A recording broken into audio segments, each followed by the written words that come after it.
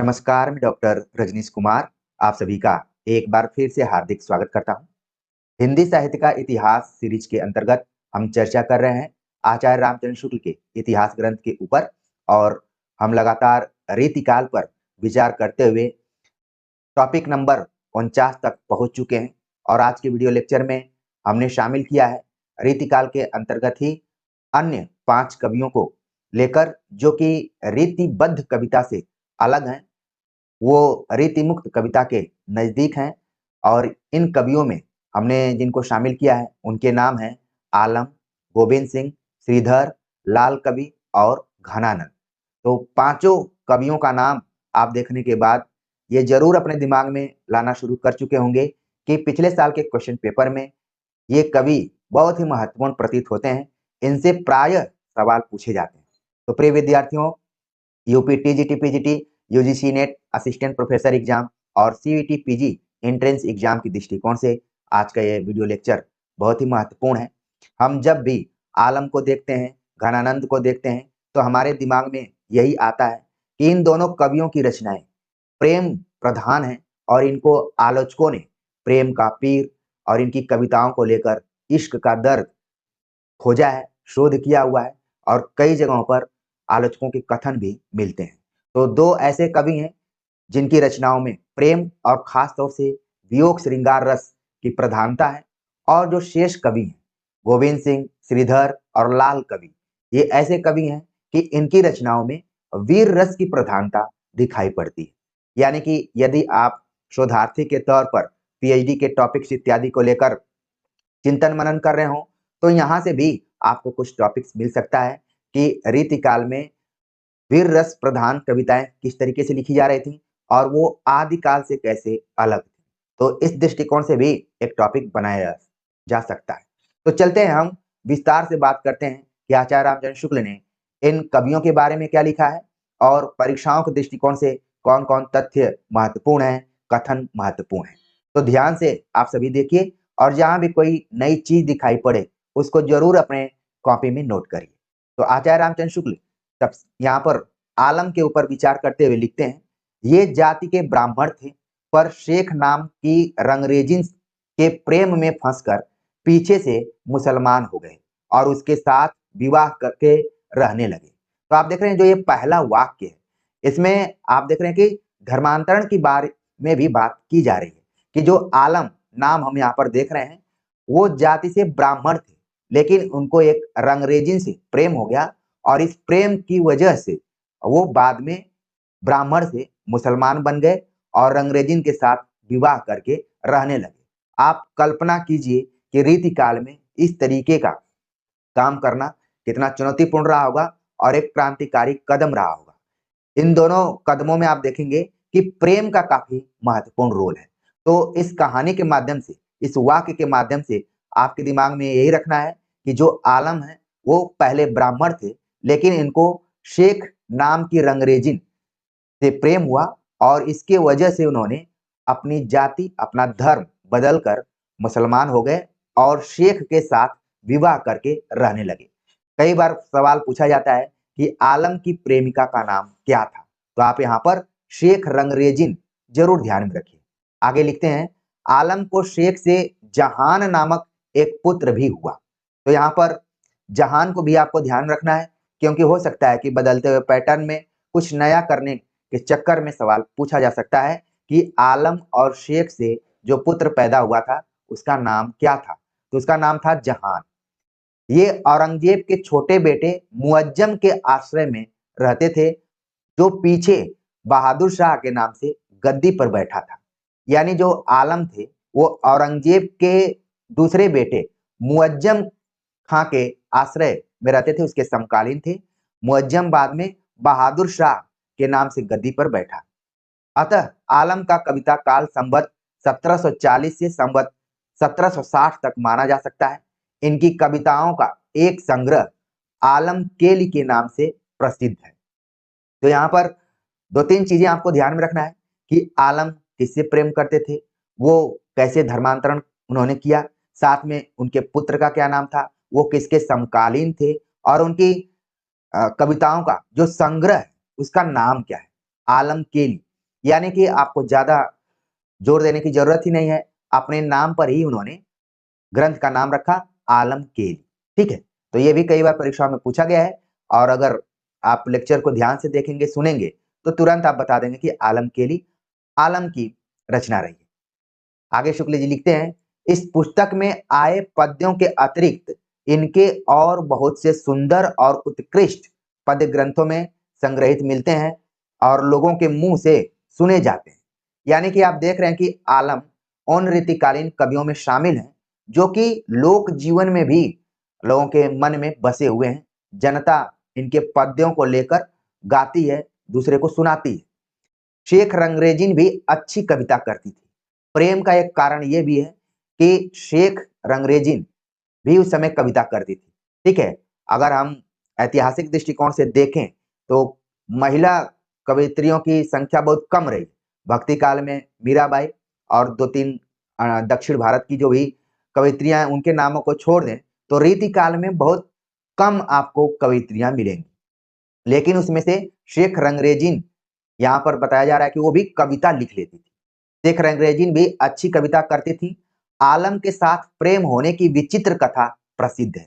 यानी कि यहाँ पर आलम को शेख रंगरेजिन से कैसे प्रेम हुआ उसकी भी एक विचित्र कथा है। कहते हैं कि आलम ने एक बार उसे पगड़ी रंगने को दी, जिसकी खूंट में भूल से कागज का एक चिट बधा चला गया। उस चिट में दोहे की वह आधी पंक्ति लिखी थी, कनक छरी सी कामिनी काहे को कटछीन। और देख रहे हैं यहाँ पर किस तरीके से घटना यहाँ पर घट रही है कि आलम अपने पगड़ी को साफ करने के लिए शेख रंगरेजिन के पास भेजा था और भूलवश एक किनारे में एक खूंटे में उनका एक आधा दोहा उसमें खूंटे में बंधा रह गया और शेख रंगरेजिन उसको देखती है। दोहा क्या है, ये कई बार सवाल पूछा जाता है। ऊपर का जो दोहा है वो आलम का है। ठीक है, कनक छरी सी कामनी काहे को कटछीन, ये आलम का है। कई बार परीक्षा में पूछा जा चुका है, इसको आप ध्यान में रखिए। नीचे इसकी पूर्ति की गई है, वो पूर्ति की गई है शेख रंगरेजिन द्वारा, तो ये भी आप ध्यान में रखिए। कट को कंचन काट विध कुचन मध्य धरि दीन, एक तरीके से उत्तर है। ऐसा लगा शेख रंगरेजिन को कि आलम ने कोई सवाल छोड़कर उसमें बांध दिया है कि इसको कौन पूरा कर सकता है। तो देखा जाए जो हम आधुनिक काल में समस्या पूर्ति नाम की एक प्रवृत्ति देखते हैं, खासतौर से भारतीय हिंदी युग और द्विवेदी युग में, और उसकी शुरुआत रीतिकाल के अंतिम चरणों से दिखाई पड़ जाती है। तो आलम के इस आधे दोहे का उदाहरण यानी इसको पूरा किया शेख रंगरेजिन ने। कैसे पूरा किया? शेख ने दोहा इस तरह पूरा करके, कट को कंचन काट विधि कूचन मध्य धरि दीन, उस चीट को फिर ज्यों की त्यों पगड़ी की खूंट में बांधकर लौटा दिया। उसी दिन से आलम शेख के पूरे प्रेमी हो गए और अंत में उसके साथ विवाह कर लिया। तो देखिए यहाँ पर विवाह करने का जो कारण था कि शेख रंगरेजिन भी कविता लिखती थी और अच्छी कविता लिखती थी। जिस तरीके से आलम ने जो अधूरा दोहा छोड़ा था उसी को पूरा कर दिया, और आलम को लगा कि ये सिर्फ दोहे को ही नहीं पूरा कर सकती बल्कि जीवन का एक अंग बनकर भी जीवन को पूरा कर सकती है। इसलिए उन्होंने शादी ही कर ली। शेख बहुत ही चतुर और हाजिर जवाब स्त्री थी। जाहिर सी बात है कि कविता लिख रही है तो चतुर भी रही होंगी और हाजिर जवाब। एक बार शाहजादा मुअज्जम ने हंसी में शेख से पूछा, क्या आलम की औरत आप ही हैं? शेख ने चट उत्तर दिया कि हाँ, जहां पना जहान की माँ मैं ही हूं। तो आप देख रहे हैं कि शेख में कहीं न कहीं शब्द शक्तियों का भी ज्ञान है। शेख को अच्छे से ज्ञान था कि किस प्रश्न का जवाब कैसे देना है। जब उन्होंने आलम जैसे कवि की पंक्तियों को पूरा कर दिया तो शाहजादा या फिर जो भी बादशाह है उसके प्रश्नों का जवाब उन्होंने किस तरीके से घुमा कर दिया। ये नहीं बताया कि हाँ मैं उन्हीं की पत्नी हूँ, बल्कि अपने बेटे का नाम लेते हुए उन्होंने कहा कि मैं उसकी माँ हूँ। तो सवाल का जवाब वही है। प्रिय विद्यार्थियों, आप देख रहे हैं कि इसी को कहते हैं कहने की शैली। कोई भी बात किस तरीके से कही जा सकती है, किस तरीके से संप्रेषित की जा सकती है, हम शेख रंगरेजिन से भी समझ सकते हैं। आलम केली में बहुत से कवित्व शेख के रचे हुए हैं। आलम के कवित्व सवैयों में भी बहुत सी रचना शेख की मानी जाती है। अब जाहिर सी बात है कि मिश्रण रहेगा ही रहेगा। जब दोनों पति पत्नी कविता लिखते हैं तो हो सकता है कि कोई आधा लिख रहा हो, कोई इसको पूरा कर दे रहा हो। तो जो आलम के लिए ये विशुद्ध तरीके से नहीं माना जा सकता कि वो आलम की ही रचना है, बल्कि इसमें कुछ ऐसे पद्य हैं या कवित्य हैं जो कि शेख के भी रचे हुए प्रतीत होते हैं। जैसे नीचे लिखे कवित्त में चौथा चरण शेख का बनाया कहा जा सकता है। तो उदाहरण देते हुए आचार्य रामचंद्र शुक्ल ने लिखा कि अगर हम इसको पुष्ट करें तो जो नीचे का चौथा चरण है वो ऐसा लग रहा है कि शेख का है। तो उदाहरण क्या दिया, प्रेम रंग पगे जगमगे जगे जामिनी के, जोबन की ज्योति जगी जोर उमगत है, मदन के माते मतवारे ऐसे झूमत हैं झुक झुक झेपी उघरत हैं, आलम सो नवल निकाई इन नैनन की, पाखुरी पदुम पे भंवर थिरकत है, चाहत है उड़िबे को देखत मयंक मुख, जानत है रैन ताते ताही में रहत है। तो ये पूरा पूरा पद आप देख रहे हैं आलम केली से उद्धृत किया गया है, लेकिन आचार्य रामचंद्र शुक्ल का मानना है कि जो नीचे की पंक्तियां हैं, ठीक है, वो आलम की नहीं बल्कि शेख रंगरेजी की। तो खास तौर से इन पंक्तियों को ध्यान में रखिए, आप पूछा जाएगा तो उम्मीद है कि आप पकड़ लेंगे। आगे बात करते हैं आलम के बारे में। आचार्य रामचंद्र शुक्ल लिखते हैं कि आलम रीतिबद्ध रचना करने वाले कवि नहीं थे। तो जैसा कि हमने शुरू में बताया कि वास्तविक रूप से रीति मुक्त कवि कौन हो सकता है, तो यहाँ पर ये क्लियर है, ये वाक्य स्पष्ट कर रहा है कि आलम जो है वो रीतिबद्ध रचना करने वाले कवि नहीं थे, यानी कि ये रीति मुक्त कवि थे। ये प्रेमोन्मत्त कवि थे और अपनी तरंग के अनुसार रचना करते थे। मान लीजिए ये कथन यहाँ पर पूछा जाए कि किसके बारे में आचार्य रामचंद्र शुक्ल का यह कथन है, तो जितने भी विद्यार्थी अभी तक यहाँ जुड़े हुए हैं वो तुरंत बता देंगे कि आलम के बारे में आचार्य रामचंद्र शुक्ल ने लिखा हुआ है। हालांकि आचार्य रामचंद्र शुक्ल के कथन तमाम रीतिकालीन कवियों के संदर्भ में कुछ मिलते जुलते और नाम उन्होंने किसी का प्रयोग नहीं किया है, बल्कि ये वे उनका इस तरीके से शब्दों का प्रयोग करते हैं। तो लिखा गया कि ये प्रेमोन्मत्त कवि थे और अपनी तरंग के अनुसार रचना करते थे।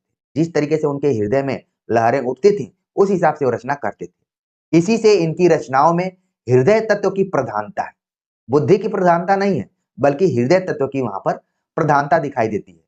प्रेम की पीर या इश्क का दर्द इनके एक एक वाक्य में भरा पाया जाता है। वैसे जब भी प्रेम की पीर कवियों की बात की जाती है तो इसमें आप देखेंगे कि जैसी का नाम लिया जाता है, लेकिन रीति काल में आप देख रहे हैं कि आलम का भी नाम यहाँ पर लिया जा रहा है कि अगर कहा जाए कि प्रेम की पीर या इश्क का दर्द इनके एक एक वाक्य में भरा पाया जाता है तो शायद वो गलत नहीं होगा। उत्प्रेक्षाएं भी इन्होंने बड़ी अनूठी और बहुत अधिक कही है। एक चीज आप देखेंगे कि जितने भी कवि हैं, खासतौर से प्रेम की पीर वाले कवि हैं, उनकी कविताओं में उत्प्रेक्षा अलंकार बहुत पाया जाता है। आपको याद आ गया होगा कि जैसी की रचनाओं में भी हेतुत्प्रेक्षा अलंकार पाया जाता है। हेतुत्प्रेक्षा अलंकार के बादशाह माने जाते हैं मलिक मोहम्मद जैसी। वैसे ही यहाँ पर आपने देखा कि जो आलम है उनकी रचनाओं में भी उत्प्रेक्षा अलंकार बड़ी अनूठी और बहुत अधिक मात्रा में प्रयुक्त है। शब्द वैचित्र्य अनुप्रास आदि की प्रवृत्ति इनमें विशेष रूप से कहीं नहीं पाई जाती। श्रृंगार रस की ऐसी उन्मादमयी उक्तियां इनकी रचना में मिलती हैं कि पढ़ने और सुनने वाले लीन हो जाते हैं। अब ये कथन आप देखेंगे कि बड़ा कंफ्यूजन करने वाला है कि ये घनानंद के बारे में बात की जा रही है या फिर आलम के बारे में बात की जा रही है, ठीक है ना। तो यहाँ पर आप ध्यान दीजिए इसको कि श्रृंगार रस की ऐसी उन्मादमयी उक्तियां इनकी रचनाओं में मिलती हैं कि पढ़ने और सुनने वाले लीन हो जाते हैं, उसी में खो जाते हैं। यह तन्मयता सच्ची उमंग में ही संभव है, और ये जो तन्मयता है कारण उसका क्या है, सच्चा उमंग, यानी कि सच्ची उमंग अगर है तभी आप उसमें तन्मय हो सकते हैं। रेखता या उर्दू भाषा में भी उन्होंने कवित्व कहे। तो आलम की एक खास विशेषता है कि उन्होंने सिर्फ हिंदी में नहीं बल्कि रेखता या उर्दू भाषा में भी कवित्व कहने का प्रयास किया है। भाषा भी इस कवि की परिमार्जित और सुव्यवस्थित है, पर उसमें कहीं कहीं कीन, दीन, जीन आदि अवधि या पूर्वी हिंदी के प्रयोग भी मिलते हैं। भाषा परिमार्जित और सुव्यवस्थित का मतलब कि रीतिकाल की जो भाषा थी ब्रज भाषा, इनकी कविताओं की मुख्य भाषा ब्रज भाषा है, लेकिन कहीं कहीं पर जिस इलाके से वो जुड़े हुए थे उसका भी प्रभाव दिखाई पड़ता है। जिसमें कि कीन, दीन, जीन आदि अवधि या पूर्वी हिंदी के भी प्रयोग मिलते हैं। कहीं-कहीं फारसी की शैली के रस बाधक भाव भी इनमें मिलते हैं। ये भी वाक्य काफ़ी महत्वपूर्ण है। परीक्षा में 1-2 बार पूछा जा चुका है कि कहीं-कहीं फारसी की शैली के रस बाधक भाव भी इनमें मिलते हैं। आचार्य रामचंद्र शुक्ल ने ये बात किस कवि के संदर्भ में कही है? तो तुरंत आपको बताना है कि आलम के बारे में कहा है। प्रेम की तन्मयता की दृष्टि से आलम की गणना रसखान और घनानंद की कोटि में ही होनी चाहिए। इनकी कविता के कुछ नमूने नीचे दिए जाते हैं। यानी कि जब भी प्रेमोन्मत्त कवि या फिर प्रेम की तन्मयता की बात की जाएगी, उसमें लीन होने की बात की जाएगी, तो उसमें रसखान और घनानंद की श्रेणी में आलम को रखा जा सकता है। और चीजें सिद्ध करने की जरूरत ही नहीं है कि प्रेम की वजह से ही आलम ब्राह्मण होते हुए भी मुसलमान बन गए और फिर एक रंगरेजिन से उन्होंने शादी किया, शेख से शादी किया। तो ये बहुत बड़ा कदम था अगर उस जमाने के दृष्टिकोण से देखें तो। इनकी पंक्तियों के बारे में आचार्य रामचंद्र शुक्ल लिखते हैं, जा थल कीने बिहार अनेकन ता थल काकर बैठ चुन्यो करें, जा रसना सो करी बहुबातन ता रसना सो चरित्र गुन्यो करें। आलम जौन से कुंजन में करी केली तहाँ अब शीस धुन्यो करें, नैनन में जे सदा रहते तिनकी अब कान कहानी सुन्यो करें। तो ये पंक्तियां आलम की हैं। और ये जो दूसरी पंक्ति आप देख रहे हैं, ये पंक्ति कई बार अलंकार के दृष्टिकोण से भी पूछी जाती रही। जा रसना सो करी बहुबातन ता रसना सो चरित्र गुन्यो करे। ये पंक्ति के रूप में भी पूछी जा सकती है और अलंकार के रूप में भी पूछी जा सकती है। तो आप ध्यान में रखिए कि जब किसी भी कविता में या फिर पद में एक ही शब्द 2 बार आए और उसके अलग-अलग अर्थ हो जाए, फिर या फिर एक से अधिक अर्थ हो, तो उसमें कौन-सा अलंकार हो सकता है। ठीक है, तो इन पंक्तियों को ध्यान में रखिए और आलम को आप समझ गए होंगे। आगे बात करते हैं, कुछ और पंक्तियां हैं। केंधो मोर सोर तज गयरी अनत भाज, कैंधो उत दादुर न बोलत हैं, ए दई कैंधो पिक चातक महीप काहू मारि डारे, कैंधो बागपत उत अंत गति हवै गई, आलम कहे आल अजहू न आए प्यारे, केंधो उत रीत विपरीत विधि ने ठई, मदन महीप की दुहाई फिरबे ते रही, जुझ गए मेघ कैंधो बिजुरी सती भई। तो यहाँ पर आप देख रहे हैं कि कैंधो कैंधो शब्द का प्रयोग किया गया है और एक खास अलंकार ये विशेषता है। अलंकारों के बारे में ज्यादा आप जानना चाहते हैं तो हमने हिंदी व्याकरण पर अच्छे से विचार किया हुआ है, उसकी प्लेलिस्ट भी बनी हुई है, आप देख सकते हैं। समय निकालकर जरूर देखिए, आपको इसका लाभ मिलेगा। तो ये सभी पंक्तियां किसकी थी? आलम की थी। आगे भी है, रात के उनीदे अरसाते मदमाते राते, अति कजरारे दृग तेरे यों सुहात हैं, तीखी तीखी कोरनी करोरी लेत काढ़े जीव, केते भये घायल और केते तलफात हैं, ज्यों ज्यों लय सलील चक सेक धोए बार बार, त्यों त्यों बल बुंदन के बार झुक जात हैं, कैबर के भाले कैंधो नाहर नहन वाले, लोहू के पियासे कहू पानी ते अघात हैं। तो सवाल से अंत हो रहा है इन पंक्तियों का। और आप देख रहे हैं कि इसमें जो शब्दों का प्रयोग है, जैसा कि हमने बताया कि फारसी शब्दावली भी इनकी कविताओं में दिखाई पड़ती है, तो कुछ-कुछ आप शब्द यहाँ पर देख रहे हैं। ठीक है, आगे भी और कुछ पंक्तियां हैं। दाने की न पानी पानी की, न आवे शुद्ध खाने की, या गली महबूब की आराम खुश खाना है, रोज ही से है जो राजी, यार की रजाए बीच, नाज की नजर तेज तीर का निशाना है, सूरत चिराग रोशनाई आसनाई बीच, बार बार बरह बलि जैसे परवाना है, दिल से दिलासा दीजे हाल के न ख्याल हुजे, बेखुद फकीर व आशिक दीवाना है। तो आप देख रहे हैं कि आलम एक तरीके से आशिक दीवाना की श्रेणी में इनको रखा जा सकता है और इनकी पंक्तियों में भी ये सारी चीजें दिखाई पड़ती हैं। ठीक है, अगले जो कवि हैं उनका नाम है गुरु गोविंद सिंह। गुरु गोविंद सिंह के बारे में आचार्य रामचंद्र शुक्ल लिखते हैं, ये सिखों के महापराक्रमी 10वें गुरु थे। ये भी सवाल पूछा जाता है कि गुरु गोविंद सिंह किस नंबर के गुरु थे, तो वो थे 10वें गुरु थे। इनका जन्म संवत 1723 में और सत्यालोकवास यानी परलोकवास संवत 1765 में हुआ। यद्यपि सब गुरुओं ने थोड़े बहुत पद भजन आदि बनाए हैं, पर ये महाराज काव्य के अच्छे ज्ञाता और ग्रंथकार थे। यहाँ से सवाल पूछा जा सकता है कि ये किसके बारे में बात की जा रही है? ये महाराज काव्य के अच्छे ज्ञाता और ग्रंथकार थे। तो मान लीजिए ये सवाल आ जाएगा तो लगेगा कि महाराज जसवंत सिंह इत्यादि के बारे में बात कही जा रही होगी, लेकिन ये बात किसके बारे में कही जा रही है? गोविंद सिंह के बारे में कही जा रही है। सिखों में शास्त्र ज्ञान का अभाव इन्हें बहुत खटकता था और इन्होंने बहुत से सिखों को व्याकरण, साहित्य, दर्शन आदि के अध्ययन के लिए काशी भेजा था। यानी कि इन तथ्यों से यह पता चलता है कि यदि आपको व्याकरण की जानकारी, साहित्य की जानकारी, दर्शन की जानकारी या फिर अध्ययन करना है, तो उस जमाने में एक ही केंद्र था, वो था काशी। तो बहुत लोगों को गुरु गोविंद सिंह जी ने काशी भी भेजा था। ये हिंदू भावों और आर्य संस्कृति की रक्षा के लिए बराबर युद्ध करते रहे। ये देखिए सवाल यहाँ पर पूछा जा सकता है। वर्तमान समय में ये वाक्य बहुत ही प्रासंगिक है। किसी भी तरीके से पूछा जा सकता है कि ये कथन किसके बारे में है। ये हिंदू भावों और आर्य संस्कृति की रक्षा के लिए बराबर युद्ध करते थे। तो ऑप्शन में अगर गुरु गोविंद सिंह है, भूषण है और लाल कवि इत्यादि का नाम आ जाएगा तो आप कंफ्यूज हो जाएंगे कि आखिरकार किसके बारे में बात कही जा रही है। लेकिन ये बात कही जा रही है गोविंद सिंह के बारे में कि ये हिंदू भावों और आर्य संस्कृति की रक्षा के लिए बराबर युद्ध करते थे। तिलक और जनेऊ की रक्षा में इनकी तलवार सदा खुली रहती थी।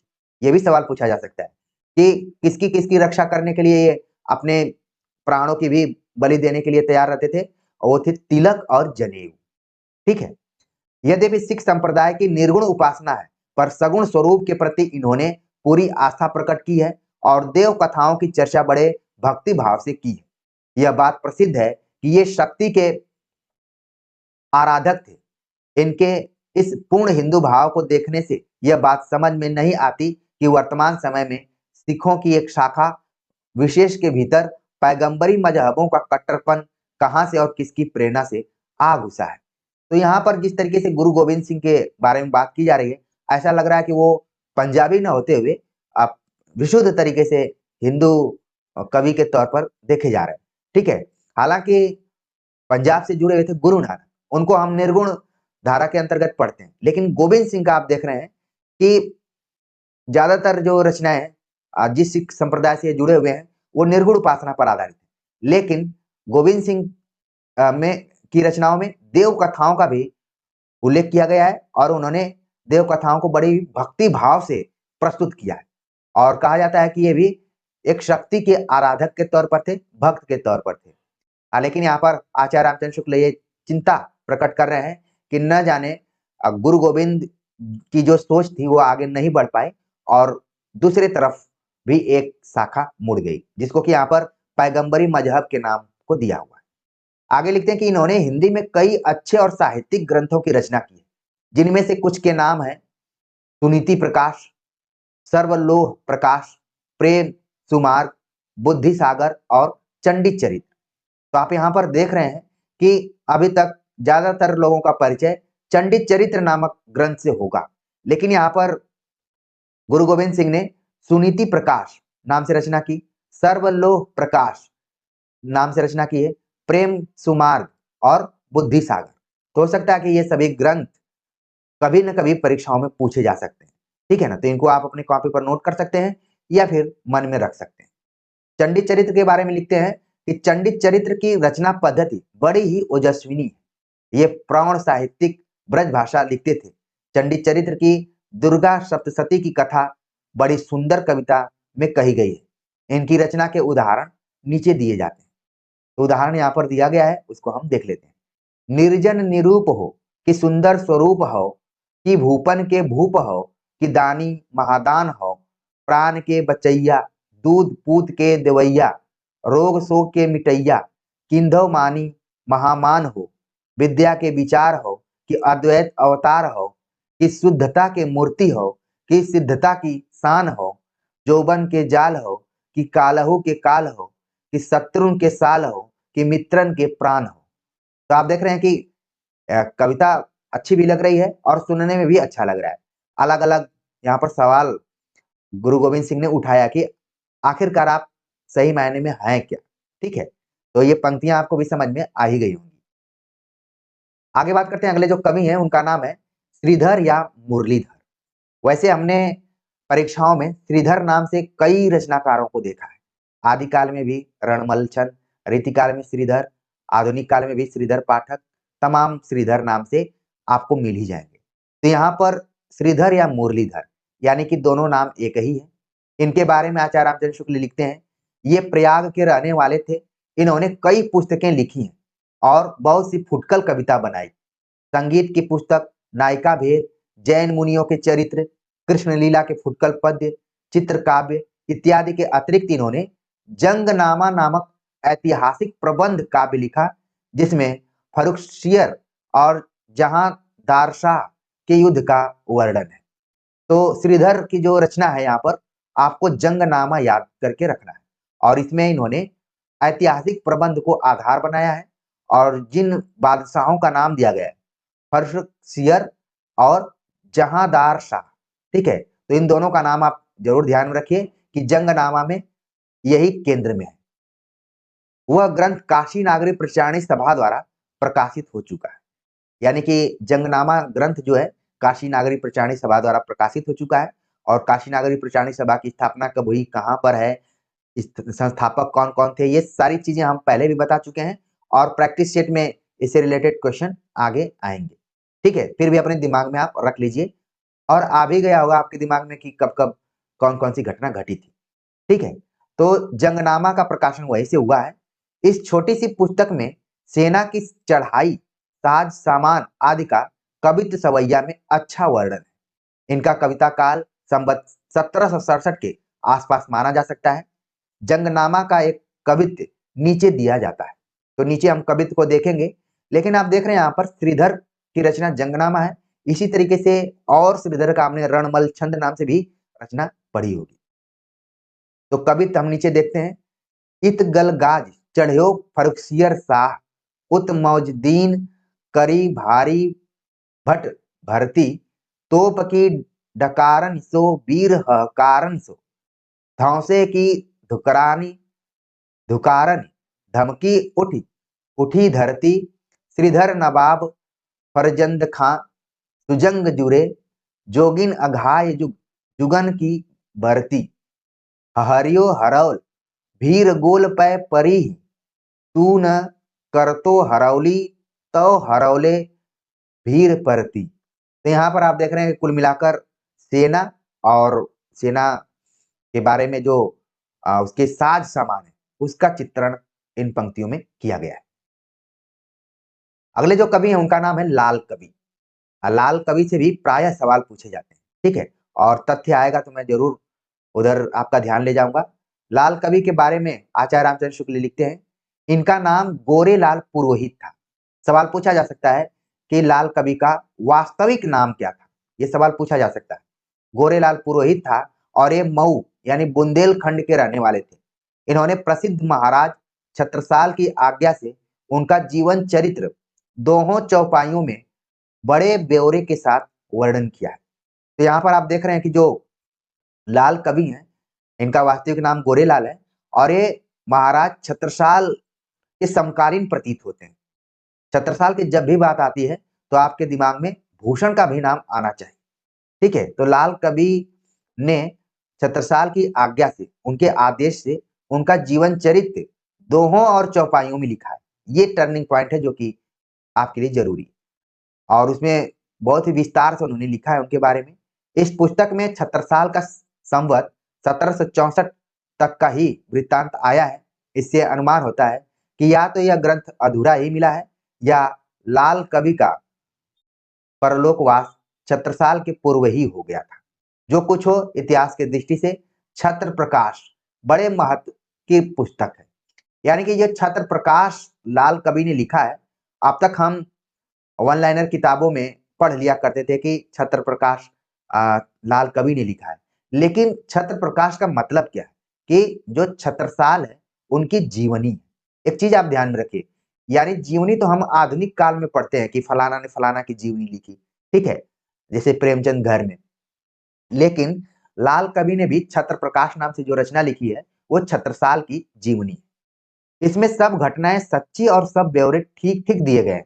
इसमें वर्णित घटनाएं और संवत आदि ऐतिहासिक खोज के अनुसार बिल्कुल ठीक है। यहाँ तक कि जिस युद्ध में छत्रसाल को भागना पड़ा उसका भी स्पष्ट उल्लेख किया गया है। यह ग्रंथ नागरी प्रचारणी सभा द्वारा प्रकाशित हो चुका है। तो छत्र प्रकाश लाल कवि का बिल्कुल आप ध्यान में रखें। और उसका भी प्रकाशन कहाँ से हुआ? नागरी प्रचारणी सभा से हुआ। इसके पहले आपने जंगनामा का देखा, उसका भी प्रकाशन वहीं से हुआ। यानी कि नागरी प्रचारणी सभा शोध ग्रंथों की खोज और उनके प्रकाशनों से जुड़ा हुआ काम बहुत किया हुआ है। ठीक है ना, तो इसलिए उसका महत्व है। आगे इसी ग्रंथ के बारे में लिखते हैं कि ग्रंथ की रचना प्रौढ़ और काव्य गुण युक्त है। लाल कवि में प्रबंध पटुता पूरी थी, संबंध का निर्वाह भी अच्छा है और वर्णन विस्तार के लिए मार्मिक स्थलों का चुनाव भी है।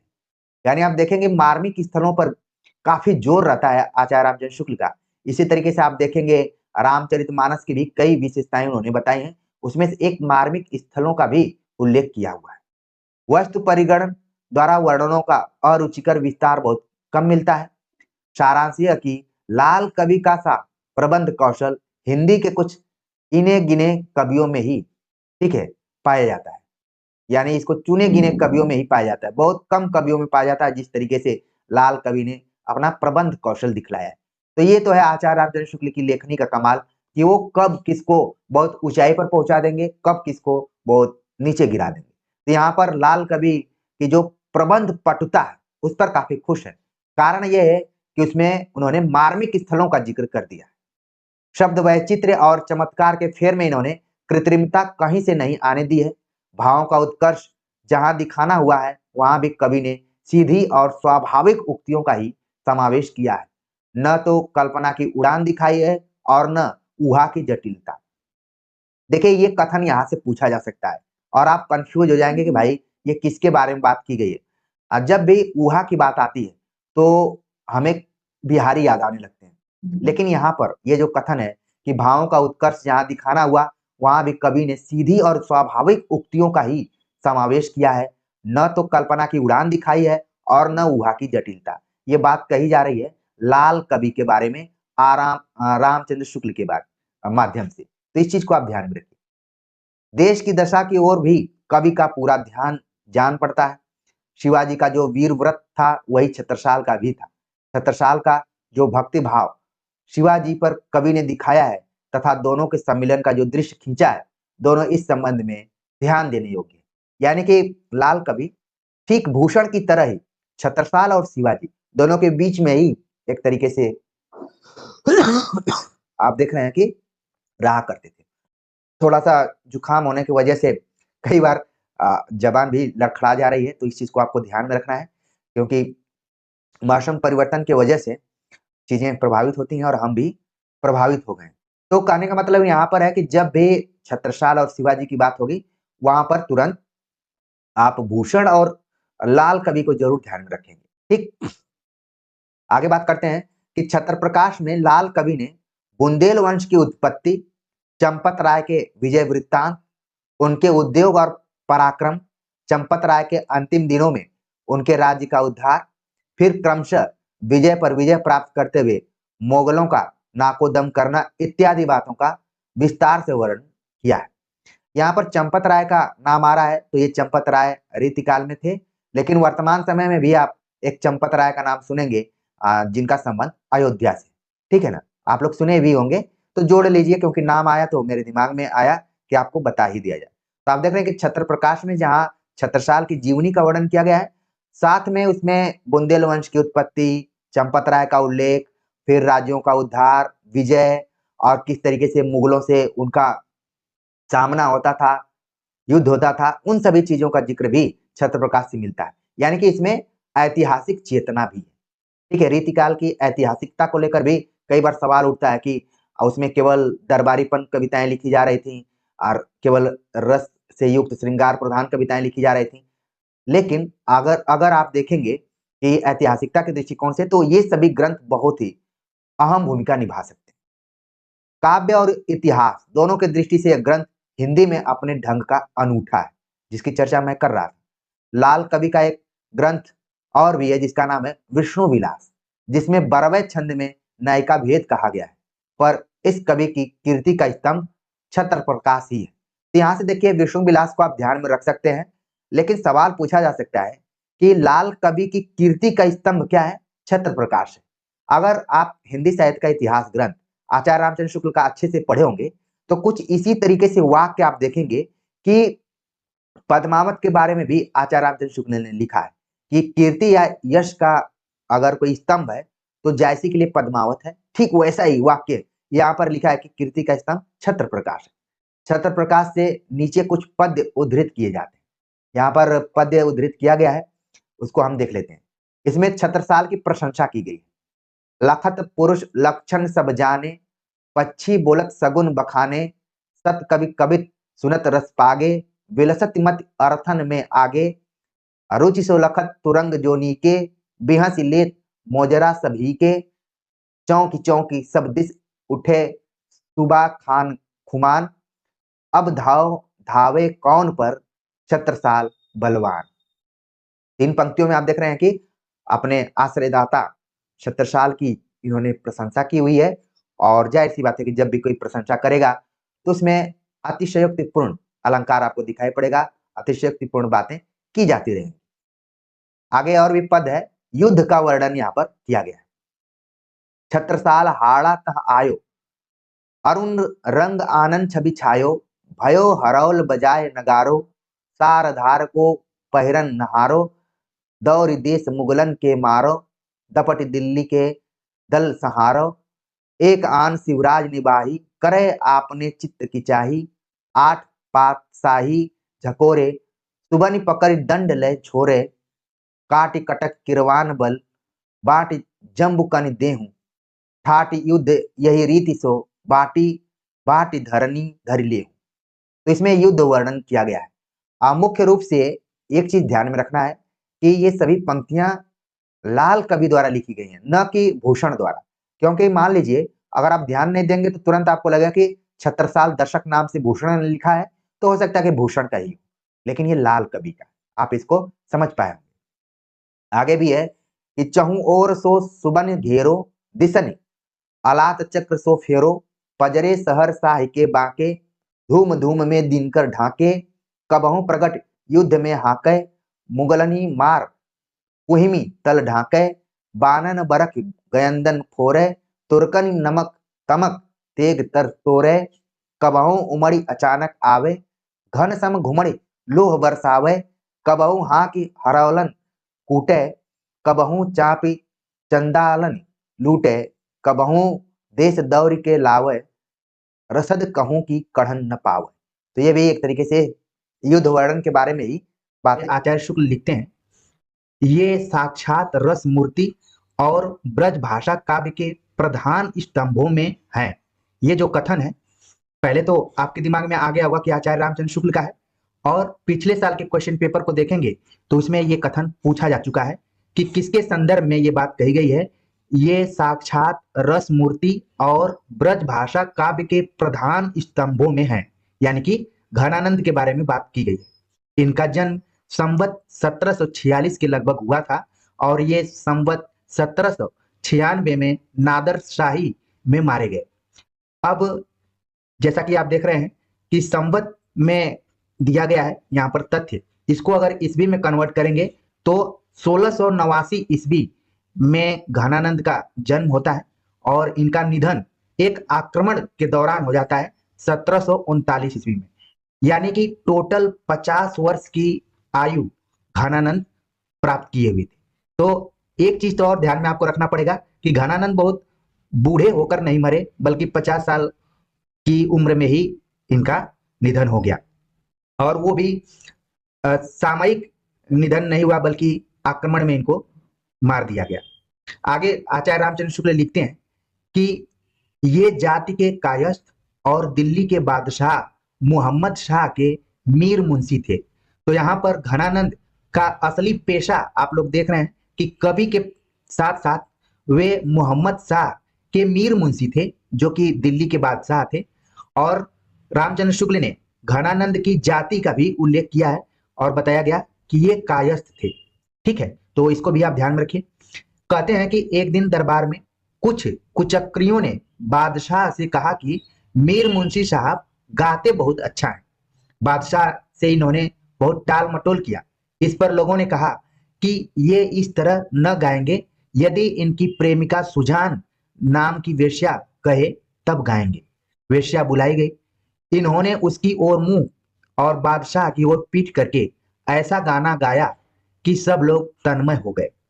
ये आप स्टोरी पूरा पढ़े भी होंगे, सुने भी होंगे कि जब मोहम्मद शाह रंगीला, यहाँ पर रंगीला अगर मैं जोड़ दूं तो और चीज क्लियर हो जाएगी। मोहम्मद शाह रंगीला को कुचक्रियों ने बताया, यानी कि आप देख रहे हैं कि आज के दौर में एक कुचक्री नहीं है, बल्कि घनानंद के समय में भी कुचक्र रचने वाले थे। उन्होंने सूचना बादशाह को पहुंचाई कि मीर मुंशी साहब, यानी कि घनानंद बहुत अच्छा गाना गाते हैं।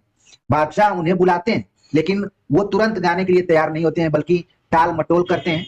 फिर कुचक्री एक बार बादशाह से कहते हैं कि ये इस तरीके से नहीं गाएंगे, ये किसी वेश्या, यानी कि जिसका नाम भी बता दिया गया कि सुजान से प्रेम करते हैं, अगर वो कहेगी तो ये गा देंगे। तो बाकी सारी चीजें होती हैं, लोग गाना सुनते हैं घनानंद का और एकदम से तन्मय हो जाते हैं, लेकिन आगे उसका रिजल्ट क्या होता है, परिणाम क्या होता है, वो देखने लायक है। बादशाह इनके गाने पर जितना ही खुश हुआ, उतना ही बेअदबी पर नाराज। उसने इन्हें शहर से निकाल दिया। जब ये चलने लगे तब सुजान से भी साथ चलने को कहा, पर वह न गई। ये देखिए घनानंद के जीवन का टर्निंग पॉइंट है। और जितने भी विद्यार्थी जुड़े हुए हैं जो एक तरफा प्रेम में विश्वास करते हैं, और जब ब्रेकअप होता है तो उनके जीवन में भी टर्निंग पॉइंट आता है। उसी तरीके से आप देख रहे हैं कि घनानंद को जब शहर निकाला का आदेश हुआ, तब उनके मन में आया कि एक बार सुजान से पूछ लेते हैं कि क्या वो भी साथ में चलेगी, लेकिन वो साथ में नहीं गई। इसके बाद क्या हुआ, इस पर इन्हें विराग उत्पन्न हो गया। जाहिर सी बात है कि विराग उत्पन्न होना ही था, और ये वृंदावन जाकर निम्बार्क संप्रदाय के वैष्णव हो गए और वहीं पूर्ण विरक्त भाव से रहने लगे। तो ये है घनानंद के जीवन का टर्निंग पॉइंट, कि उन्होंने मोहम्मद शाह रंगीला को जो गाना सुनाया, उससे उसको लगा कि ये बेअदबी किया है, मेरी बेइज्जती किया है, और शहर से निकाल दिया जाता है। और साथ में सुजान भी इनको झटका देती है और वैराग्य उत्पन्न होता है। तो उसके बाद कहाँ जाते हैं घनानंद? घनानंद जाते हैं वृंदावन। अब ये फैक्ट्स आपकी परीक्षा के दृष्टिकोण से इंपॉर्टेंट है, इसको नोट करना है। वृंदावन जाते हैं, वहां पर एक संप्रदाय को ज्वाइन करते हैं, निम्बार्क संप्रदाय। निम्बार्क संप्रदाय जो कि पहले से ही भक्ति काल से ही चल रहा था, और आपके दिमाग में आ गया होगा कि निम्बार्क संप्रदाय के प्रवर्तक कौन रहे। वहां जाने के बाद घनानंद वैष्णव हो गए। आप देख रहे हैं कि कृष्ण या शैव नहीं इन्होंने धारण किया, बल्कि वैष्णव हो गए और वहीं पर विरक्त भाव से रहने लगे, उदास रहते थे, और धीरे धीरे अपने मन को वो व्यवस्थित करने का प्रयास करते थे। वृंदावन भूमि का प्रेम इनके कवित्व से झलकता है। जैसे आप देखेंगे कि मथुरा को लेकर, गोकुल को लेकर रसखान के कविताओं में दिखाई पड़ता है, वैसे ही वृंदावन को लेकर घनानंद को जब आप ध्यान में रखें तो वृंदावन को जरूर ध्यान में रखें। उन्होंने कवित्व में प्रस्तुत किया है कि गुरनि बतायो राधा मोहन हूं, गायो सदा सुखद सुहायो वृंदावन, गाढ़े गहिरे अद्भुत अभूत महिमंडन, परे ते परे जीवन को लाहु, हाहा क्यों न ताहि लहिरे, आनंद को घन छायो रहत निरंतर ही, सरस सुदेयसो पपिहापन बहिरे, जमुना के तीर केली कोलाहल भीड़ ऐसी, पावन पुलिन पे पतित परे रही रे। तो देखिए जब भी कृष्ण की बात आएगी, जमुना की बात आएगी, तो ऐसा लगेगा कि सूर, मीरा या फिर रसखान जैसे कवियों ने लिखा होगा। लेकिन एक चीज आपको ध्यान में रखना पड़ेगा कि घनानंद ने भी राधा मोहन के बारे में चर्चा की है, वृंदावन के बारे में चर्चा की है, और जमुना को भी अपनी कविताओं में प्रस्तुत किया है। तो एक क्षण के लिए आप घनानंद पर भी विचार कर सकते हैं, अगर विकल्प में इनका नाम रहता है तब। आगे की कहानी है कि जब इनका निधन हो जाता है 1739 ईस्वी में, नादिर शाह की सेना के सिपाही मथुरा तक आ पहुंचे। तब कुछ लोगों ने उनसे कह दिया कि वृंदावन में बादशाह का मीर मुंशी रहता है, उसके पास बहुत कुछ माल होगा। सिपाहियों ने इन्हें आ घेरा और जर्जर अर्थात धन धन लाओ चिल्लाने लगे। ये कहानी आप देखिए, जो व्यक्ति शहर से निकाल दिया गया है वो अब वैरागी हो गया है, निम्बार्क संप्रदाय से जुड़ चुका है, वैष्णव हो गया है और कविताएं करने लगा। जो कभी मीर मुंशी हुआ करते थे वो अब कवि हो गए हैं। लेकिन नादिर शाह के जो सैनिक थे वो भी मथुरा तक पहुंचे और उन्हें फिर किसी ने एक तरीके से सूचना दी कि वृंदावन में बादशाह का मीर मुंशी रहता है, उसके पास बहुत धन होगा। सिपाही उनके पास जाते हैं और धन धन लाओ चिल्लाना शुरू कर देते हैं। इसके बाद क्या स्थिति है, घनानंद जी ने शब्द को उलटकर रज रज रज कहकर 3 मुट्ठी वृंदावन की धूल उन पर फेंक दी। उनके पास सिवाय इसके और था ही क्या। सैनिकों ने क्रोध में आकर इनका हाथ काट डाला। घनानंद बेचारे, मुझे बड़ी यहाँ पर चिंता हो रही है घनानंद को लेकर कि इनके जीवन में हमेशा क्रोध जो है आड़े आया। क्रोध के कारण शहर से इनको बाहर निकाल दिया गया। दूसरा, क्रोध के कारण ही इनकी हत्या कर दी गई। तो ये बड़े एक तरीके से मैं कहूं दुर्भाग्यशाली थे। और आपको ये स्टोरी बिल्कुल ध्यान में रखना है कि घनानंद का जीवन संघर्ष कैसे रहा, क्यों उनकी कविताएं हमें पढ़ने को मिलती हैं या फिर उनको सिलेबस में रखा गया है। तो नादिर शाह के सैनिक इनको मार देते हैं और क्रोध में आकर इनका हाथ काट डालते हैं और कहते हैं कि मरते समय इन्होंने अपने रक्त से यह कवित्व लिखा था। उनका हाथ कट गया था तो ये कवित्व उन्होंने अपने रक्त से लिखा था। जब आप हिंदी साहित्य का इतिहास पढ़ेंगे तो कई जगह पर मरते हुए कुछ कुछ पंक्तियां आपको दिखाई पड़ेंगी। जैसे निजामुद्दीन औलिया के निधन पर आपको पंक्ति मिल जाएगी। दूसरी पंक्ति मिल जाएगी कि जब सूरदास का निधन होता है तो वहां पर भी विठलनाथ एक पंक्ति बोलते हैं। और यहाँ पर खुद जब घनानंद मरने के करीब हैं तो वो एक कवित्व लिखते हैं जो कि खूब परीक्षाओं में पूछा जाता है। बहुत दिनान को अवधि आस पास परे, खरे अरबरन भरे हैं उठी जान को, कही कही आवन छबीले मन भावन को, गही गही राखत ही दे दे सन्मान को, झूठी बतियानी को पतियानी ते उदास हुए के। आगे की पंक्ति है, अब ना घिरत घन आनंद निदान को, अधर लगे हैं आन करी के, पयान प्राण चाहत चलन ये संदेश लो सुजान को। मरते वक्त भी वे अपने मन में सुजान को ध्यान में रखते हैं। आगे चलकर आप सभी को क्लियर होगा कि सुजान को किस अर्थ में घनानंद प्रस्तुत करते थे। हालांकि प्रेम तो करते थे लेकिन आगे अर्थ क्लियर होगा। आचार्य रामचंद्र शुक्ल लिखते हैं कि घनानंद जी के इतने ग्रंथों का पता लगता है। उन्होंने कोई क्लियर यहाँ पर संख्या नहीं दी हुई है, बस उन्होंने लिखा कि इतने ग्रंथों का पता लगता है। उसमें पहले नंबर पर है सुजान सागर, विरह लीला, कोक सागर, रस केलीवल्ली और कृपा कंद। यानी कि आचार्य रामचंद्र शुक्ल ने घनानंद के कुल 5 ग्रंथों का उल्लेख किया है। हो सकता है कि बदलते हुए पैटर्न में आपसे ये सवाल पूछ लिया जाए। ठीक है, तो सुजान सागर को ध्यान में रखिए, विरह लीला, कोक सागर, रस केलीवल्ली और कृपाकंद। अलग अलग किताबों में पढ़ेंगे तो आपको ढेर सारी और रचनाएं मिल जाएंगी, लेकिन हम विशेष आलोचक को ध्यान में रखते हुए पढ़ रहे हैं तो कम से कम जितनी रचनाएं दी गई हैं वो हमारे लिए क्लियर होनी चाहिए। आगे शुक्ल जी लिखते हैं कि इसके अतिरिक्त इनके कवित्व सवैयों के फुटकल संग्रह 150 से लेकर 425 कवित्वों तक मिलते हैं। कृष्ण भक्ति संबंधी इनका एक बहुत बड़ा ग्रंथ छत्रपुर के राज पुस्तकालय में है, जिसमें प्रिया प्रसाद, ब्रज व्यवहार, वियोग वेली, कृपा कंद निबंध, गिरि गाथा, भावना प्रकाश, गोकुल विनोद, धाम चमत्कार, कृष्ण कौमुदी, नाम माधुरी, वृंदावन मुद्रा, प्रेम पत्रिका, रसबंध इत्यादि अनेक विषय वर्णित है। तो आप देख रहे हैं कि घनानंद कृष्ण भक्ति संबंधी भी रचनाएं की हैं। आगे शुक्ल जी लिखते हैं कि इनकी विरह लीला ब्रज भाषा में पर फारसी के छंद में है। विरह लीला, ये सवाल यहां से बन सकता है कि किसकी रचना है, तो तुरंत बता देंगे घनानंद। किस भाषा में है? ब्रज भाषा में है। छंद यहाँ पर फारसी के छंद के बारे में बताया गया है, तो विरह लीला फारसी के छंद में लिखी गई है। अब जो आप कथन पढ़ेंगे उन कथनों को परीक्षाओं में आप देखे होंगे। आचार्य रामचंद्र शुक्ल घनानंद के बारे में लिखते हैं, इनकी सी विशुद्ध सरस और शक्तिशालिनी ब्रज भाषा लिखने में और कोई कवि समर्थ नहीं हुआ। जैसा कि मैं बार बार कहता हूं कि आचार्य रामचंद्र शुक्ल सर्वनामों का प्रयोग करते हैं। अगर आप ठीक से नहीं पढ़े रहेंगे तो आप नहीं पकड़ पाएंगे कि ये किसके बारे में बात कही जा रही है। इनकी सी विशुद्ध, सरस और शक्तिशालिनी ब्रज भाषा। ब्रज भाषा के पहले कितने विशेषण लगे? विशुद्ध, सरस और शक्तिशालिनी ब्रज भाषा लिखने में और कोई कवि समर्थ नहीं हुआ, मतलब घनानंद ही समर्थ थे। आगे लिखते हैं, विशुद्धता के साथ प्रौढ़ता और माधुर्य भी अपूर्व ही है। विप्रलंब श्रृंगार ही अधिकतर इन्होंने लिखा है।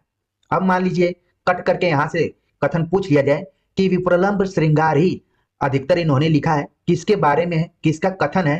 तो जितने भी विद्यार्थी यहाँ सुन रहे हैं तुरंत आचार्य रामचंद्र शुक्ल और घनानंद के बारे में समझ जाएंगे, आंसर विकल्प देखेंगे तुरंत लगा देंगे। अब आपके दिमाग में आ रहा होगा कि विप्रलंब श्रृंगार क्या है, जिसका दूसरा नाम है वियोग श्रृंगार। क्योंकि आपने देखा कि घनानंद का जो जीवन था वो उनके जो भी प्रिय थे उनके क्रोध का शिकार हो गए थे और वियोग उनके जीवन में आ गया था और फिर जीवन भर रहा। आगे आचार्य रामचंद्र शुक्ल लिखते हैं, ये वियोग श्रृंगार के प्रधान मुक्तक कवि हैं। देखिए कहीं पर नाम नहीं है इनका, ये सारे शब्द बार बार प्रयुक्त हो रहे हैं, तो आपको यहाँ पर ध्यान में रखना है कि जब भी वियोग श्रृंगार की बात की जाए, मुक्तक कवि की बात की जाए, तो वहां पर घनानंद का नाम आएगा। अब जो मैं कथन पढ़ने जा रहा हूं ये भी बहुत ही इंपॉर्टेंट है। प्रेम की पीर ही को लेकर इनकी वाणी का प्रादुर्भाव हुआ। प्रेम मार्ग का ऐसा प्रवीण और धीर पथिक तथा जवादानी का ऐसा दावा रखने वाला ब्रज भाषा का दूसरा कवि नहीं हुआ। बहुत ही इंपॉर्टेंट कथन है, इसको आप ध्यान में रख लीजिए, परीक्षाओं में पिछले साल के क्वेश्चन पेपर में आया भी होगा। अब देखिए यहाँ पर कई बार कंफ्यूजन सा क्रिएट हो जाता है कि प्रेम की पीर मलिक मोहम्मद जैसी हैं या फिर घनानंद है, क्योंकि जब आप मलिक मोहम्मद जैसी को पढ़ेंगे तो वहां पर भी प्रेम की पीर का नाम उल्लेख किया गया है और घनानंद के संदर्भ में भी आप देख ही रहे हैं। तो प्रेम की पीर ही को लेकर सही मायने में यह शब्द मलिक मोहम्मद जैसी के संदर्भ में प्रयुक्त हुआ था, जैसा उनका प्रेम था। आप देख रहे हैं कि नागमती वियोग वर्णन, जिस पर कि मैंने पूरा आप सभी को लेक्चर और इसकी व्याख्या बताई। नागमती का जो वियोग दिखाई पड़ता है उसका भी जो पति है, नागमती नहीं शहर छोड़ी है बल्कि उसका पति शहर छोड़ा है, लेकिन वियोग नागमती के मन में।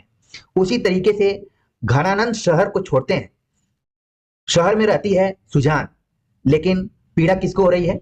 घनानंद को हो रही है। तो यहाँ पर परिस्थितियां आप देख रहे हैं कि एक दूसरे से मिलती जुलती हैं। तो अब आपके दिमाग में बैठ गया होगा कि प्रेम की पीर, प्रेम की पीर का अगर सामान्य अर्थ आप देखें तो प्रेम में जो पीड़ा होती है, जो असली प्रेम करेगा वही इस पीड़ा को समझेगा। बाकी तो सब प्रेमी प्रेमिकाओं को देखकर हंसते हैं और मजाक उड़ाते हैं, लेकिन असली जो प्रेम होता है उसमें पीड़ा होती है जब वो टूटता है। तो नागमती का रतन सेन से देखे आप और घनानंद का सुजान से देखे। तो इन दोनों के बारे में आचार्य रामचंद्र शुक्ल ने ही लिखा है। तो हर आलोचक की कुछ खास विशेषताएं होती हैं, उनके लिखने का कुछ ट्रेंड होता है, वो कहीं कहीं दिख जाता है। फिर भी हमें परीक्षा के दृष्टिकोण से इन चीजों को ध्यान में रखना है कि हो सकता है कि इस वाक्य को तोड़कर दो कथन बनाए जा सकते हैं कि प्रेम की पीर ही को लेकर इनकी वाणी का प्रादुर्भाव हुआ। यह कथन किसके संदर्भ में है?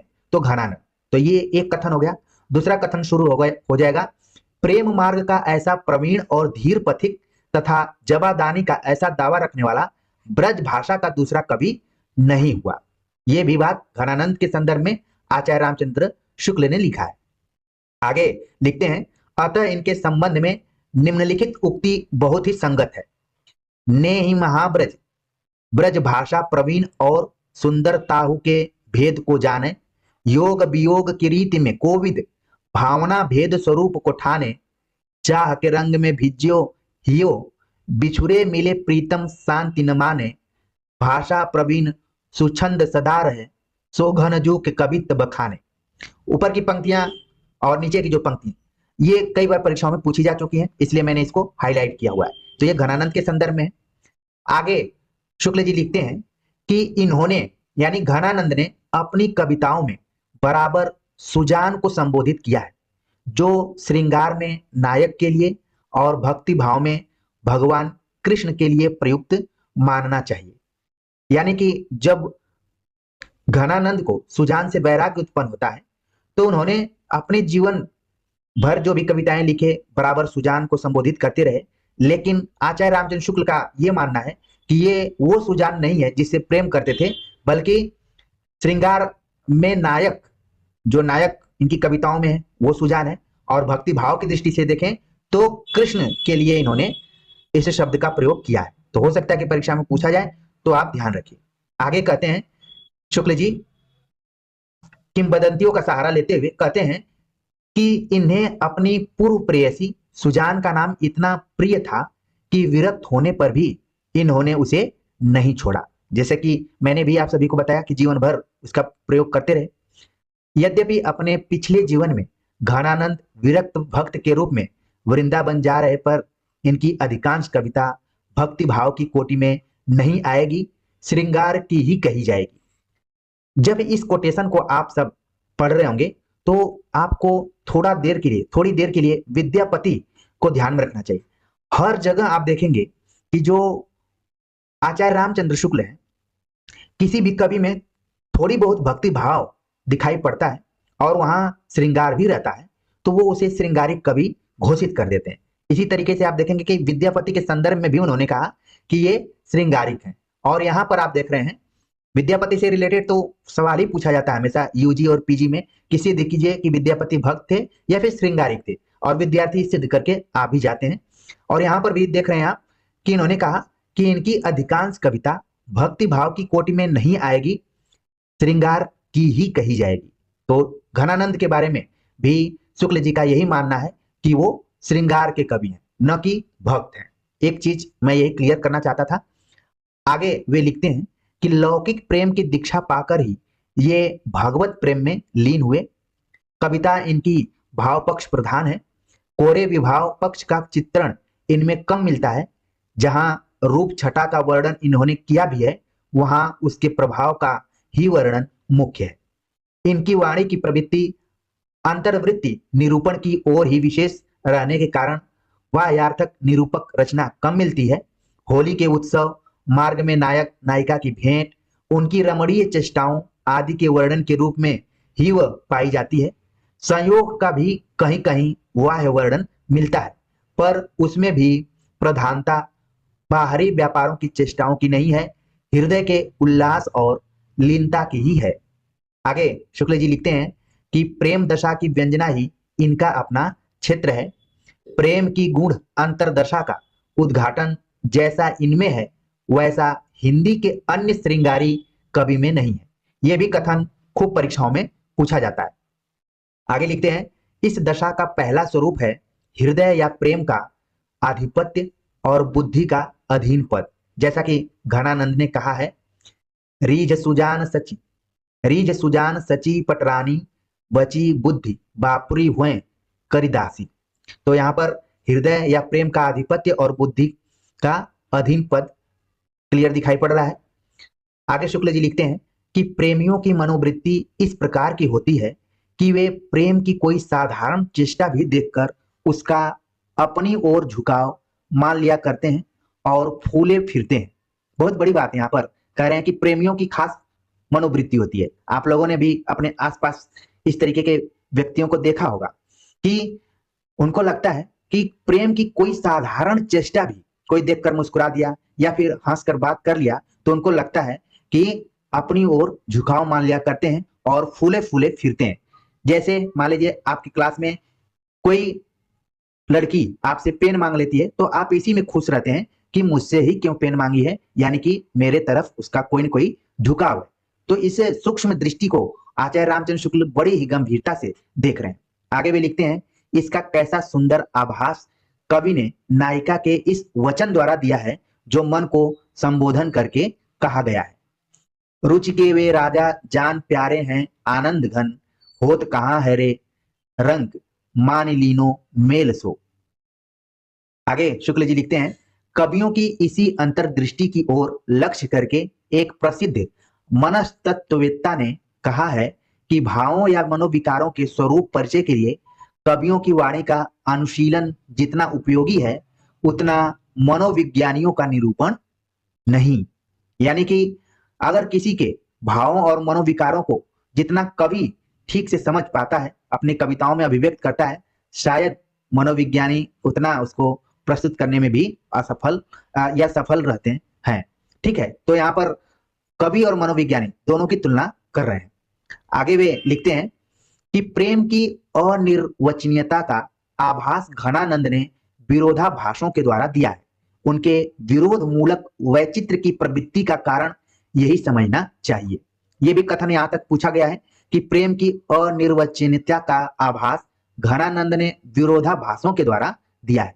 यद्यपि इन्होंने संयोग और वियोग दोनों पक्षों को लिया है, पर वियोग की अंतरदशाओं की ओर दृष्टि अधिक है। इसी से इनके वियोग संबंधी पद्य प्रसिद्ध हैं।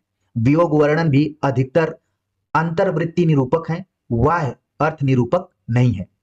आगे बड़ी जबरदस्त तुलना करते हुए आचार्य रामचंद्र शुक्ल लिखते हैं, जो कि परीक्षाओं के दृष्टिकोण से इंपॉर्टेंट है। वे लिखते हैं, घनानंद ने न तो बिहारी की तरह विरह ताप को बाहरी माप से मापा है, न बाहरी उछल को दिखाई है। जो कुछ हलचल है वह भीतर की है। बाहर से यह वियोग प्रशांत और गंभीर है, न उसमें करवटें बदलना है, न सेज का आग की तरह तपना है, न उछल उछल कर भागना है। उनकी मौन मधि पुकार है। ये कथन अभी तक के लेक्चर का सबसे बेस्ट कथन मेरे दृष्टिकोण से है, अगर परीक्षा के दृष्टिकोण से देखा जाए तो। ठीक है, क्योंकि अगर यही मान लीजिए कोटेशन आ जाता है तो बहुत सारे विद्यार्थी हैं जो किताबों में खोजना शुरू कर देंगे और ये परेशान होंगे कि ये कथन कहां से पूछा गया है, जबकि वो आचार्य रामचंद्र शुक्ल के इतिहास ग्रंथ से ही लिया गया है। तो घनानंद और बिहारी की तुलना खासतौर से काव्य शैली के दृष्टिकोण से आचार्य रामचंद्र शुक्ल ने किया है। ठीक है, तो इसको बिल्कुल ध्यान में रखिए। आगे लिखते हैं, यह निसंकोच कहा जा सकता है कि भाषा पर जैसा अचूक अधिकार इनका था वैसा और किसी कवि का नहीं है। यह भी कथन बहुत ही इंपॉर्टेंट है। अच्छा, आचार्य रामचंद्र शुक्ल जब जब लिखते हैं, अभी आप बिहारी को पढ़ेंगे तो उनमें उन्होंने समाहार शक्ति, कल्पना की समाहार शक्ति, तमाम चीजों के बारे में बताया। तो रम जाते हैं कई बार करते करते। वो हमको लगता है कई बार आचार्य रामचंद्र शुक्ल भी मूल्यांकन करते समय थोड़ा सा कंफ्यूज हो जाते हैं, जो कि आगे चलकर परीक्षार्थियों के लिए बड़ी चुनौती हो जाती है। जैसा कि यहाँ पर उन्होंने लिखा कि यह निसंकोच कहा जा सकता है कि भाषा पर जैसा अचूक अधिकार इनका था वैसा और किसी कवि का नहीं है। ठीक है, तो आप देख रहे हैं कि इनका उनका शब्दों का प्रयोग कर रहे हैं। तो आपको जब तक क्लियर नहीं रहेगा तब तक आप नहीं बता पाएंगे कि किस कवि के बारे में।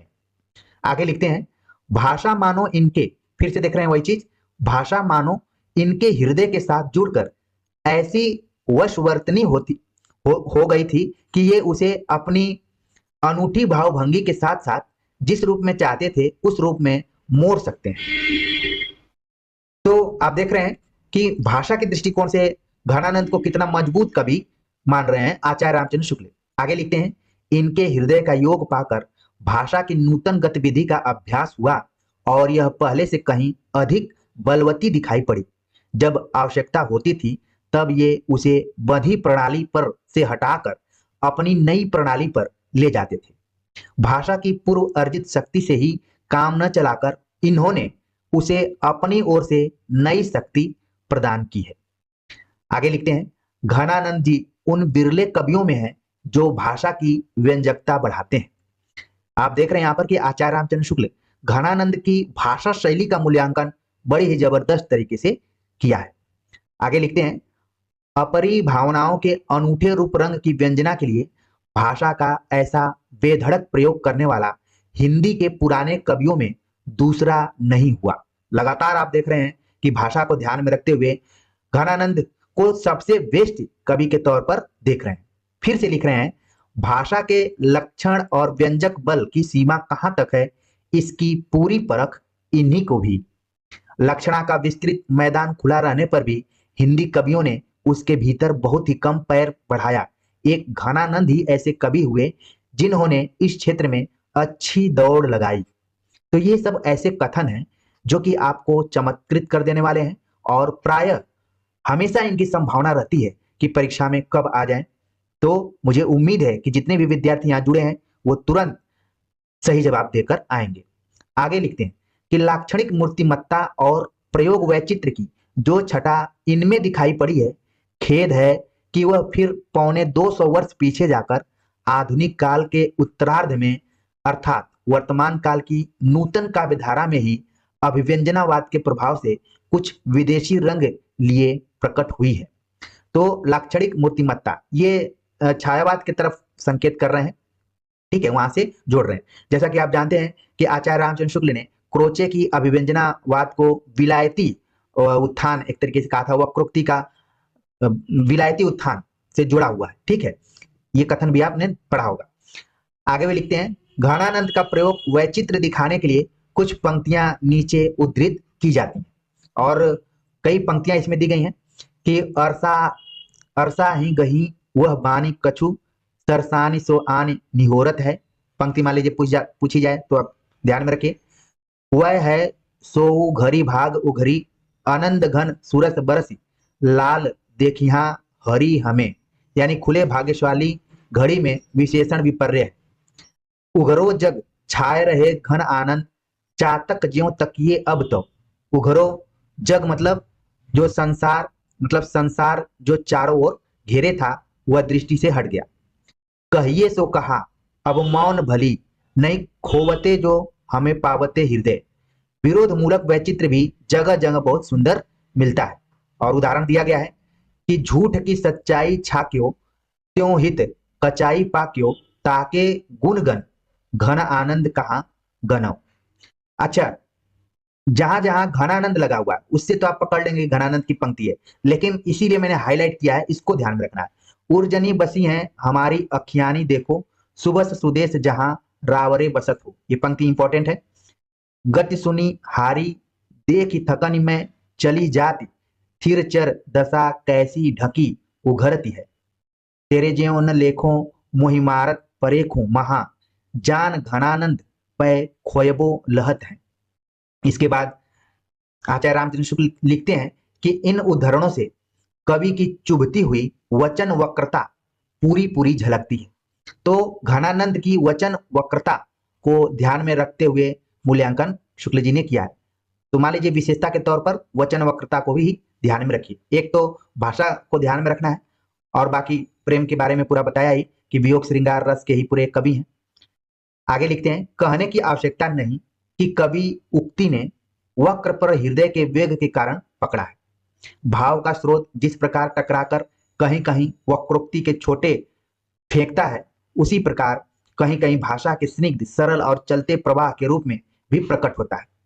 ऐसे स्थलों पर अत्यंत चलती और प्रांजल भाषा की रमणीयता दिखाई पड़ती है। लिखते हैं, कान्ह परे बहुतायत में इकलैन की वेदन जानो कहाँ तुम हौ मनमोहन मोहे कहून विथा विमनैन की मानो कहाँ तुम बौरे वियोगिन आप सुजान हैं हाय कछु उर आनो कहाँ तुम आरतीवंत पपीहन को घनानंद जू पहचानो कहाँ तुम। तो यहाँ पर देख रहे हैं कि प्रश्नवाचक पूरी पंक्तियों में प्रश्नवाचक चिन्ह लगा हुआ है और वियोग की बात की गई है। आगे देखते हैं कुछ और पंक्तियां हैं कि कारी कुर कोकिला कहाँ को बैर काढ़तिरी कूकी कूकी अबही करेजो किन कोरी है पैड़ परे पापी ये कलापी निसी ध्याओं से ज्यों ही चातक रे घातक हुए तुहु कान फोरी ले आनंद के घन प्राण जीवन सुजान बिना जान के अकेली सब घरोदल जोरी ले जौ लो करे आवन विनोद बरसावन में तौ लो रे डरारे बजमारे घन घोरी ले। तो एक तरीके से आप देख रहे हैं कि ये सभी पंक्तियां घनानंद द्वारा लिखी गई हैं और इसमें आचार्य रामचंद्र शुक्ल ने वियोग और रमणीयता को दिखाया है। आगे वे नाद व्यंजना की भी चर्चा करते हैं, कहते हैं कि इस प्रकार की सरल रचनाओं में कहीं कहीं नाद व्यंजना भी बड़ी अनूठी है। इसी तरीके से इन्होंने एक जगह निबंध में नाद सौंदर्य की चर्चा की है, ठीक है। अब आपको याद आ गया होगा, ये कथन एक बार उन्होंने यूज किया है, परीक्षा में भी पूछा जा चुका है। तो नाद व्यंजना क्या है? अरे वीर पौन तेरे तेरो सबे और कौन वारी तो सो और कौन मने ढरकों ही बानी दे जगत के प्राण ओछे बड़े को समान घन आनंद निधान सुखदान दुखियानी दे जान उजियारे गुण भारे अति मोहि प्यारे अब वे अमोही बैठे पीठ पहचानी दे विरह विधा की मूरी आखिन में राख पूरी धूर तिन पायन की हा हा नैकु आनी दे। ऊपर की जो एक कवित्व के दूसरे चरण में आए हुए आनंद निधान सुखदान दुखयानी दे में मृदंग की ध्वनि का बड़ा ही सुंदर अनुकरण किया गया है। तो यहाँ पर जो शब्द है इसमें मृगंध की ध्वनि, मृदंग, ठीक है, इसकी चर्चा की गई। तो बस इसी तरीके से आपको ध्यान में रखना है, क्योंकि परीक्षा में अधिक से अधिक अंक हासिल करने अब सवाल कहाँ से बन जाते हैं, इसलिए हमें पूरा पढ़ना पड़ रहा है। आगे शुक्ल जी लिखते हैं कि उक्ति का अर्थ गर्भत्व भी घनानंद का स्वतंत्र और स्वावलंबी होता है। बिहारी के दोहे के समान साहित्य की रूढ़ियों पर आश्रित नहीं रहता। ये भी आप देख रहे हैं कि घनानंद की तुलना बार बार आचार्य रामचंद्र शुक्ल बिहारी से करते हैं। बिहारी से ऊपर भी किया था, यहाँ पर भी किया है, तो इस कथन को जरूर ध्यान में रखिए।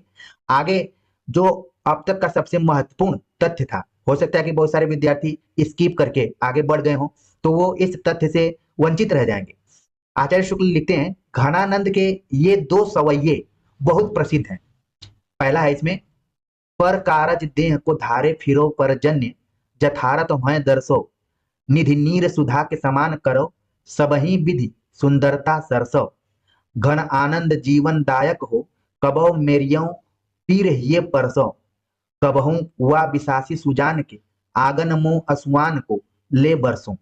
और जो दूसरा सवैया है, पहले तो ध्यान में आपको रखना है कि ये सवैया छंद में लिखा गया है। मान लीजिए यही कोटेशन देकर पूछ लिया जाए कि इसमें कौन सा छंद है, तो आप गिनेंगे तो हो सकता है कि आप गड़बड़ा जाए वहां, लेकिन याद रखेंगे तुरंत सही जवाब दे देंगे, क्योंकि सीधे सीधे लिखा गया है। दूसरा सवैया है जो कि काफी फेमस है, अति सुधो स्नेह को मार्ग है, जहाने को सयानप बांक नहीं, तह साचे चले तज आप न पो, झिझके कपटी जो निशाक नहीं, घन आनंद प्यारे सुजान सुनो, इत एक ते दूसरो आंक नहीं, कौन तुम कौन सी पार्टी पढ़े हो लला, मन ले हूं पदे हूं छटाक नहीं। तो ये तो ऐसी पंक्ति है जिसको कि आप बहुत दिनों से पढ़ रहे होंगे, लेकिन एक तथ्य है कि ये विरह लीला नाम का जो इनका ग्रंथ है उसमें संकलित है। तो मान लीजिए ये पंक्ति बदलते हुए पैटर्न में देकर पूछ ली जाए कि किस ग्रंथ से लिया गया है, और एक तरफ सुजान सागर लिख दिया जाए और दूसरे तरफ विरह लीला लिख दिया जाए, तो बहुत सारे विद्यार्थी कंफ्यूज हो जाएंगे। लेकिन जो विद्यार्थी अनुराग हिंदी एकेडमी पर विश्वास करते हैं वो विरह लीला आंसर लगाकर आएंगे। चलते हैं आगे, बात करते हैं जो आखिरी यहाँ पर पंक्तियां हैं, सब आखिरी। सलोने श्याम प्यारे क्यों न आवो, दरस प्यासी मरे तिनको जीवावो, कहाँ हौ जू कहाँ हौ जू कहाँ हो, लगे ये प्राण तुमसो है जहां हो, रहो किन प्राण प्यारे नैन आगे, तिहारे कारणे दिन रात जागे, सजन हितमान के ऐसी न कीजे, भई है बावरी सद आय लीजे। तो इस कोटेशन को इसलिए ध्यान में रखना है कि ये तो घनानंद का है, लेकिन देखने में लगेगा कि कहीं मीरा तो नहीं लिखी है या फिर रसखान तो नहीं लिखे हैं, क्योंकि ये लोग भी उसी कैटेगरी में कृष्ण के तौर पर कृष्ण भक्ति शाखा में माने जाएंगे। तो इन पंक्तियों को आप सभी ध्यान में रखिए, सूरदास को भी इसमें शामिल किया जा सकता है। तो मेरी कोशिश थी कि आपको आचार्य रामचंद्र शुक्ल की दृष्टि में घनानंद का क्या महत्व है, उनका मूल्यांकन शुक्ल जी ने कैसे किया है, और उन तथ्यों से भी मिलाना था जो कि अक्सर परीक्षाओं में पूछे जाते हैं। उनको भी आपने देख लिया होगा, आपका कॉन्सेप्ट भी क्लियर हो गया होगा, और लेक्चर सुनने के बाद घनानंद के संदर्भ में पूरी बातें स्टोरी के रूप में, कहानी के रूप में आपके मन मस्तिष्क में बैठ गई होंगी। तो हम एक तरफ थ्योरेटिकल ढंग से बात करते हैं, फिर इस पर हम प्रैक्टिस लेकर भी आते हैं, आगे लेकर आएंगे। तो लगातार बने रहिए, अपने दोस्तों से इस चैनल के बारे में कहिए, और समय निकालकर अपना टाइम टेबल बना लीजिए और लेक्चर्स को देख देख कर नोट्स बनाते रहिए। तो कमेंट्स कर जरूर बताइएगा कि ये लेक्चर आप सभी को कैसा लगा। मिलते हैं नए टॉपिक के साथ, तब तक के लिए नमस्कार।